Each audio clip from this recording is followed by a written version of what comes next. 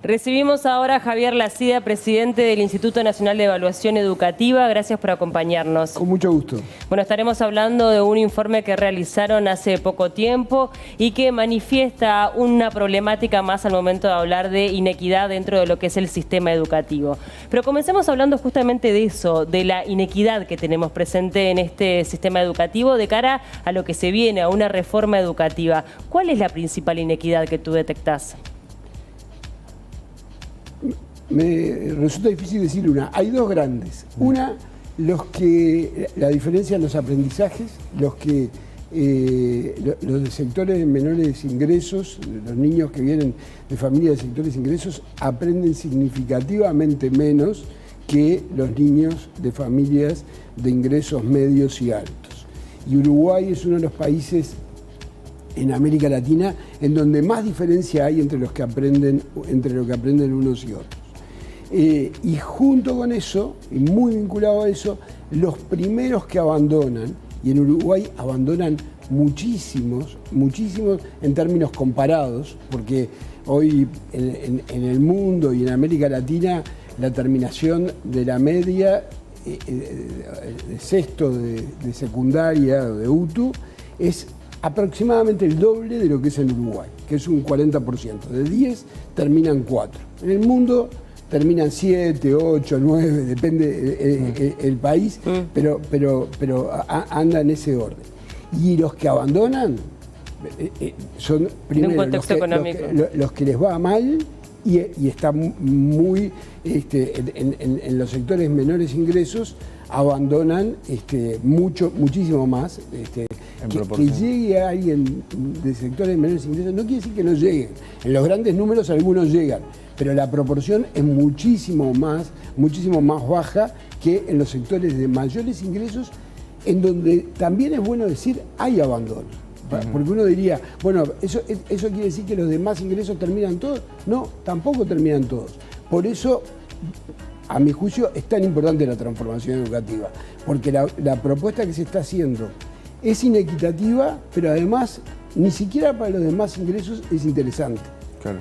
A nivel de abandonos, ¿hay una diferencia entre los diferentes niveles? Por ejemplo, infantil, primaria y secundaria y UTU. ¿Hay alguna diferenciación allí en cuanto a la cantidad de abandonos?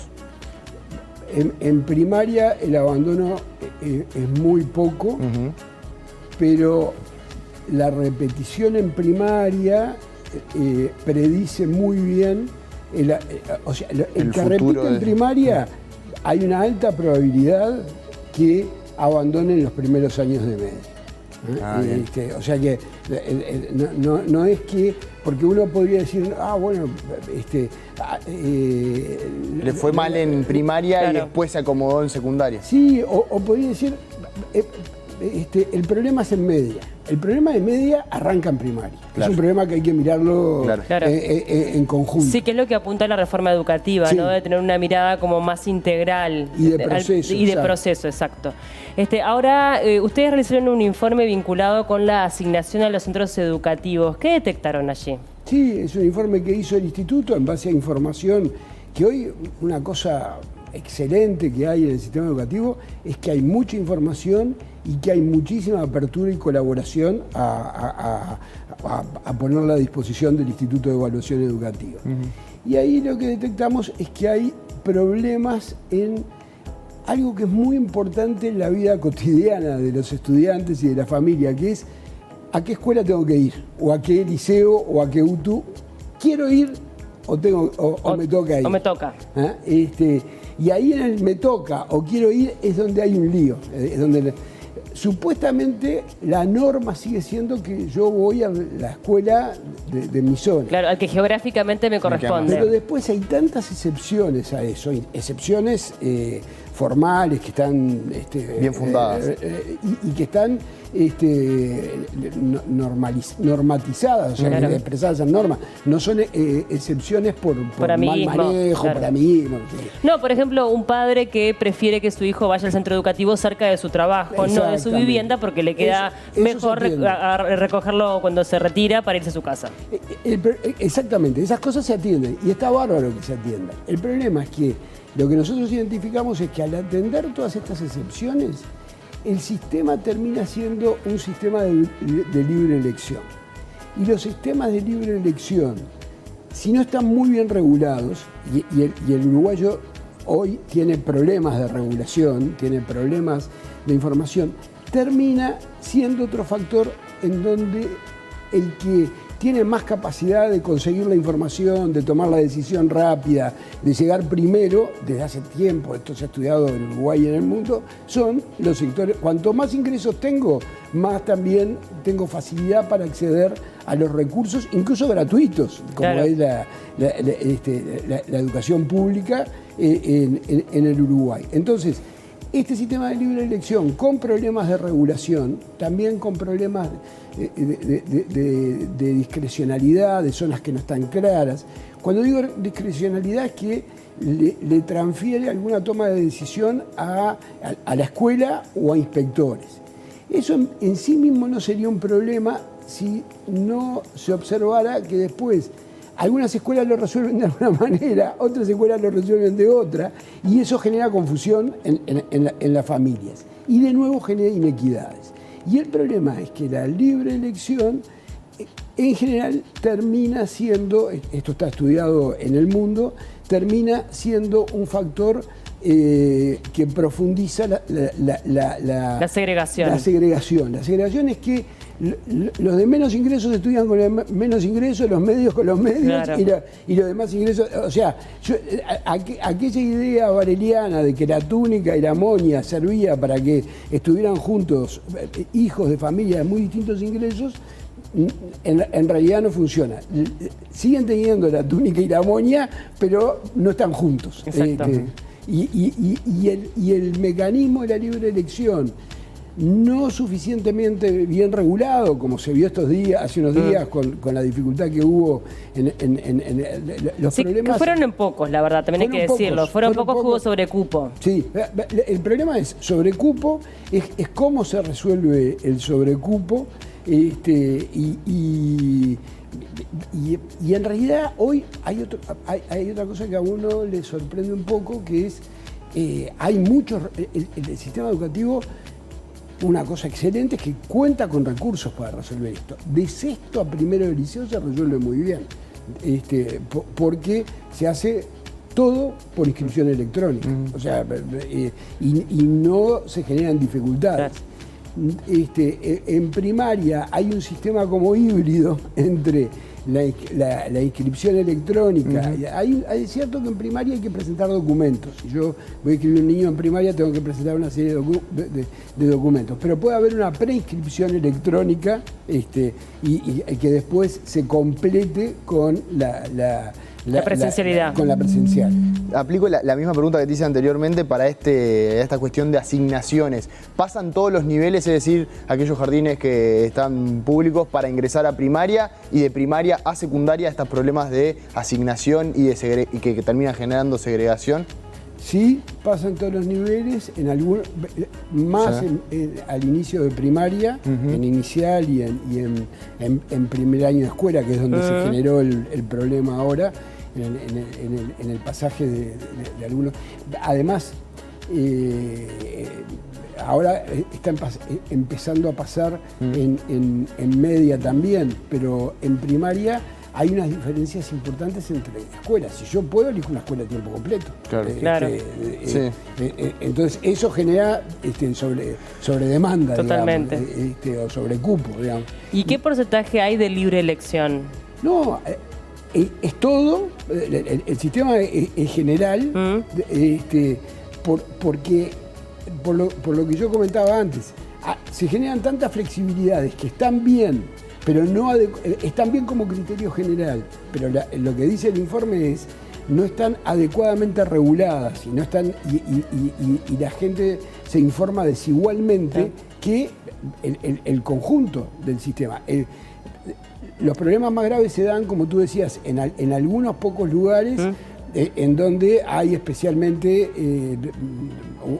una mayor demanda y se ve que existieron algunas dificultades locales para gestionarlo. Y eso también hace que se generen también diferencias dentro de lo que es el centro educativo. Me refiero a infraestructura, a propuesta educativa, es decir, la que tiene mayor demanda, ¿le invierto un poco más respecto a la otra o eso no se da? No, eso no se da, pero lo que sí se da es que también es una cuestión que ha estudiado mucho el Instituto de Evaluación y que se ha estudiado mucho en el mundo, que con quien yo estudie influye mucho en los resultados que tenga.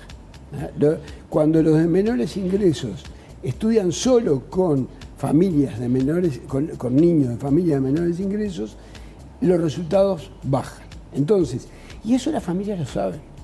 Entonces, también las familias tratan de...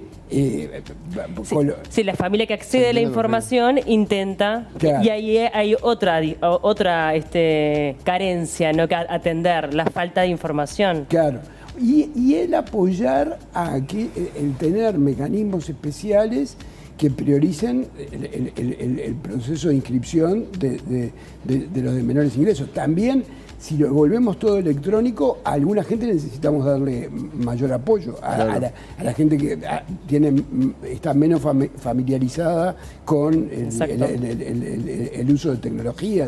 A ver si te entendí bien, para un poco hacer el razonamiento completo en cuanto a esto.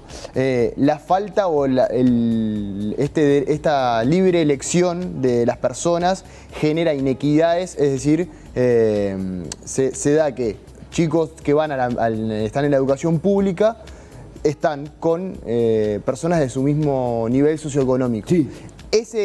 Ahí aparece la inequidad porque el hecho de tener una población de alumnos más heterogénea hace que crezca el nivel de educación, sí. Es decir, que los alumnos sean de diferentes niveles socioeconómicos potencia el nivel de educación. Y el hecho de estar con personas de su mismo nivel hace que la educación baje. Porque la heterogeneidad hace que aprendan más, estimula más a los de menos ingresos. Ojo, de todas maneras, perdón. Una cosa, disculpame, que no quiero que quede una idea equivocada. Ojo que la segregación educativa no es un fenómeno solo de las escuelas o de los liceos, es un fenómeno de la sociedad y de la manera en que vivimos. O sea, uno encuentra barrios hoy en Montevideo en donde el porcentaje de gente literalmente uno recorre manzanas y manzanas y no encuentra una persona que haya culminado la educación terciaria. Claro. Y encuentra va a otros barrios y son varios por manzana. O sea, claro. Hay un fenómeno de segregación en cómo hemos ido construyendo la ciudad, en cómo hemos ido construyendo la forma de vivir. Claro. La escuela, lo que pasa es que recibe eso y lo intensifica, no lo modifica. Y lo podría modificar, no lo podría resolver, porque de cualquier manera ahí hay un fenómeno que desborda las capacidades de la escuela. Pero con respecto al cual la escuela tampoco es que está inerme. No tiene... Claro, pero hay una situación ahí que también tiene que ver con lo geográfico, lo que tú mencionabas, ¿no? Exacto. O sea, de repente hay escuelas en determinados barrios que son más carenciados en donde es difícil encontrar esa heterogeneidad tan necesaria para aumentar el nivel educativo. Y cuando pasa eso, ¿qué se tiene que hacer? Porque la solución no tiene que ver ni siquiera con la libre elección, no tiene que ver con una situación desigual que tenemos a nivel país que tú mencionabas recién. Bueno, ahí es complicado. Yo creo que hay que mejorar las regulaciones, es un poco las conclusiones del informe. Sí. Hay ausencia de regulación y mala regulación, porque hay como regulaciones muy viejas junto con regulaciones nuevas y con instrumentos nuevos. Entonces, eso en algún momento habría que revisarlo y modernizarlo. Nosotros, entre las cosas que estudiamos, encontramos una experiencia piloto muy buena en Maldonado, que también es un departamento con una segregación importante y que lograron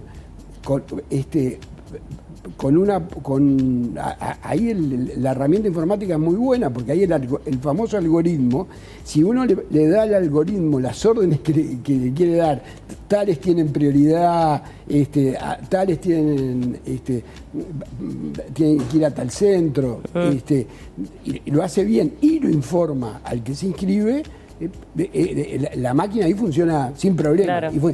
Y funciona sin diversidad, sin que en una escuela lo resuelvan de una manera, en otra escuela de otra, sin competencia entre las escuelas, que es otra cosa que la libre elección genera. La búsqueda. Es razonable que las escuelas quieran tener alumnos con más capacidad, claro, y alumnos con más facilidad. Es absolutamente razonable. Eso pasa acá y pasa en el mundo. Pero entonces uno de eso lo puede gestionar, y la experiencia esta de Maldonado fue muy buena como experiencia piloto. Lo otro es mejorar las propuestas en los sectores de menores ingresos. Ese es el otro. O sea, los sectores de menores ingresos que... Eso es lo lógico, ¿no? Utilicemos a la escuela como el factor de cambio, claro, o al menos contribuyamos con lo máximo posible. O como un factor que contribuya al cambio. No va a resolver todo el cambio. Pero bueno, agudicemos justamente ahí donde necesitamos más trabajo. Ahí hay algunas cosas que se hacen desde hace mucho tiempo, como los maestros comunitarios, o las llamadas escuelas a aprender, que tienen una serie a las que van alumnos mayoritariamente de bajos ingresos, que tienen una serie de recursos y posibilidades, si bien no son de doble turno, especiales que les permiten hacer un mejor trabajo. Y ahora tenemos los María Spínola en educación media, que van exactamente en esta dirección. Sí, bueno, veremos también qué es lo que pasa con la reforma educativa, ¿no? Tú estás a favor y considerás que va a ser positivo, pero también al momento de implementarla, imagino que también van a aparecer un montón de obstáculos con el paso del tiempo, como todas las reformas a nivel educativo llevan tiempo, llevan años para que esté aceitado, ¿no? Sí, nuestra contribución es... yo entiendo que era muy necesaria. Entiendo que el aporte del instituto es evaluarla. Y de hecho es lo que estamos haciendo. Estamos monitoreando, estamos evaluando, estamos devolviendo información, estamos dando buenas noticias y malas noticias, porque hay cosas que, como decías bien tú, hay que ir corrigiendo. Y con respecto a estas asignaciones y las inequidades que se generan, ¿en la reforma hay algún punto en donde se pueda destacar que favorezca o desfavorezca a esta situación? Bueno, yo creo que los María Spínola están focalizados, están dirigidos, y media es un sector prioritario. Hay un esfuerzo de incrementar, también con un criterio focalizado, el doble turno, que no necesariamente es escuela a tiempo completo, con distintos formatos en todo primaria. El esfuerzo por la equidad está formulado como un objetivo de política educativa. También hay otro elemento importante en la propia transformación del currículo. El hecho de tener un currículo centrado en el estudiante, en lo que el estudiante tiene que lograr, y no en los contenidos que el profesor tiene que dar, también asegura, porque lo que muestran los informes del INED es que son las dificultades de que no haya estándares, de que ¿cuánto tiene que saber un estudiante? No hay autoridad de política educativa que lo haya definido nunca en el Uruguay. Porque yo diría hasta los 80, 90, porque eso no se hacía en el mundo, nadie lo hacía. Desde los 80 a los 90 eso se empezó a hacer en el mundo, y en Uruguay todavía no lo empezamos a hacer. Eso se empieza a hacer con esa transformación, y con esta transformación curricular. Y eso es un mecanismo de darle garantías a todos, los niños, los adolescentes, que hay ciertos aprendizajes básicos que lo van a lograr, estudien donde estudien y estudien con quien estudien. Javier Lacide, presidente del Instituto Nacional de Evaluación Educativa, muchas gracias por acompañarnos, un gusto recibirlo acá en el Living. El gusto fue mío, muchas gracias a ustedes por la invitación. Nos vamos ahora.